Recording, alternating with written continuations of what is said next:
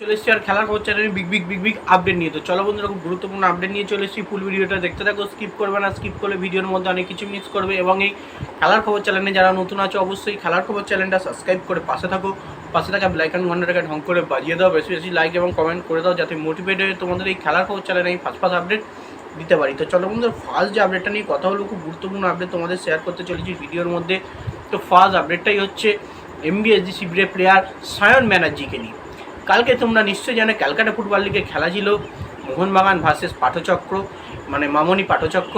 তো বেসিক্যালি এই ম্যাচটাই কিন্তু সায়ন ব্যানার্জি তার প্রথম ডেবিউ ম্যাচে কিন্তু মোহনবাগানের হোম জার্সিতে কিন্তু নায়ক হয়ে গেলেন।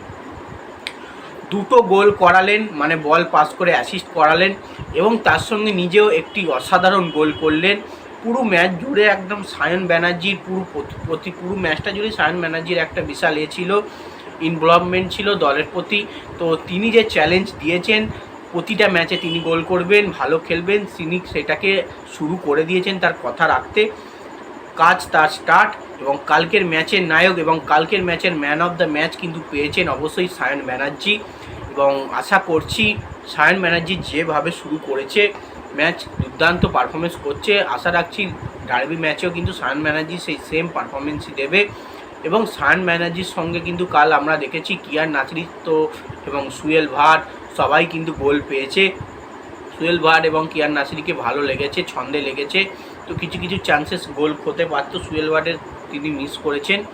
তো যাই হোক, সায়ন ব্যানার্জি কালকের ম্যাচের পুরোপুরি নায়ক, তিনি খেলাতেই তিনি বুঝিয়ে দিয়েছেন। তো নেক্সট যে আপডেটটা নিয়ে কথা হলো, খুব গুরুত্বপূর্ণ আপডেট, সেটা হচ্ছে এমবিএসজি শিবিরের কর্মকর্তা দেবাশিস দত্তকে নিয়ে। দেবাশিস দত্ত কিন্তু বিশাল খুশি, তিনি আশাবাদী যে এই দল নিয়ে আমরা চ্যাম্পিয়ন হব। মানে তিনি লিখেছেন এই দল আমাদের চ্যাম্পিয়ন করবে, মানে চ্যাম্পিয়ন হব আমরা। তো বেসিক্যালি এই দলের খেলায় আশাবাদী, সায়ন ব্যানার্জির খেলায় আশাবাদী, তার ভালো লেগেছে। পুরো ফুল টিম দুর্দান্ত টিম গেম খেলেছে, 4-0 গোলে জয়লাভ করেছে মোহনবাগান।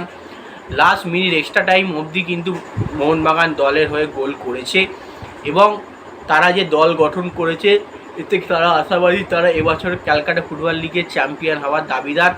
তো দেখা যাক, এই চ্যাম্পিয়ন হওয়ার দাবিদারটা লাস্ট পর্যন্ত সব কিছু সঠিক থাকলে কিন্তু অবশ্যই মোহনবাগান চ্যাম্পিয়ন হবে। সামনে আরও শক্তিশালী দল আসছে ক্যালকাটা ফুটবল লিগে, আরও ধাক্কা আসছে। সেই সমস্ত ধাক্কা সামলে কিন্তু আমাদের প্রতিটা ম্যাচ জিতে যেতে হবে, এমনটাই কিন্তু তিনি বলেছেন।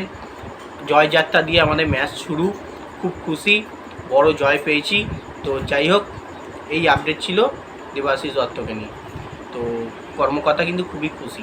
তো নেক্সট যে আপডেটটা নিয়ে কথা বলবো, খুব গুরুত্বপূর্ণ আপডেট, সেটা হচ্ছে মানলো মার্কেস রোকা। মানে বেসিক্যালি তোমরা জানো মুম্বাই সিটি এফসি শিবির কিন্তু এই মানলো মার্কেস রোকাকে কিন্তু টার্গেট করেছে। Basically FC Goa coach Manolo Marquez Roca কিন্তু এখন মুম্বাই সিটি এফসি কোচ হতে চলেছে।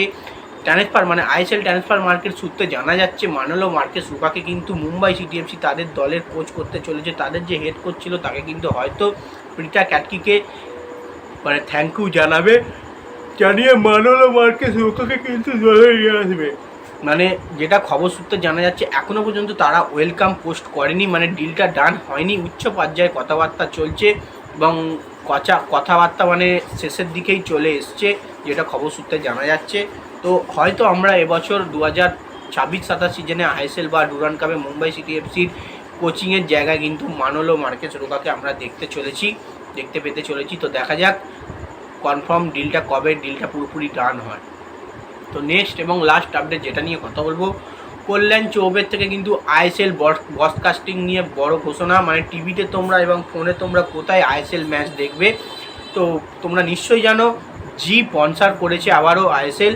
তো সেক্ষেত্রে যেখানে তোমরা ফুটবল বিশ্বকাপ দেখছো ইউনিট 8 ফোর্স 1 2 এইসব চ্যানেলগুলোতে, এই চ্যানেলগুলোতেই কিন্তু তোমরা 2026-27 সিজনে আইএসএল ব্রডকাস্টিং পুরোপুরি লাইভ দেখতে পাবে টিভিতে। এবং জি5 অ্যাপের মাধ্যমে কিন্তু তোমরা ফোনেতে লাইভ দেখতে পাবে আইএসএলের। পুরোপুরি কনফার্ম আপডেট এসে গেছে। তো যাই হোক, এবারে আইএসএল কিন্তু জমজমাট হবে, লাইভ নিয়ে কোনো রকম সমস্যা হবে না এবং পুরো ফুল আইএসএলটাই হবে, 6 মাসের লিগটাই কিন্তু হবে। তো যাই হোক, এই আপডেট ছিল। ভিডিওটা ভালো লেগে থাকলে লাইক কমেন্ট শেয়ার সাবস্ক্রাইব করে পাশে থাকা। চলো বন্ধুরা, বাই, আবার নেক্সট ভিডিও দেখা।